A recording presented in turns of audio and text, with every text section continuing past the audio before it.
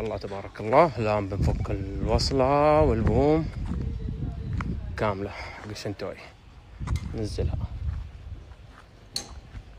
السلام عليكم عمو فارس، كيف الحال؟ طيب اقول لك انا اجيب بقلين هذه صح ولا ثاني؟ يفكوا باكت بقلين هذا ولا ثاني؟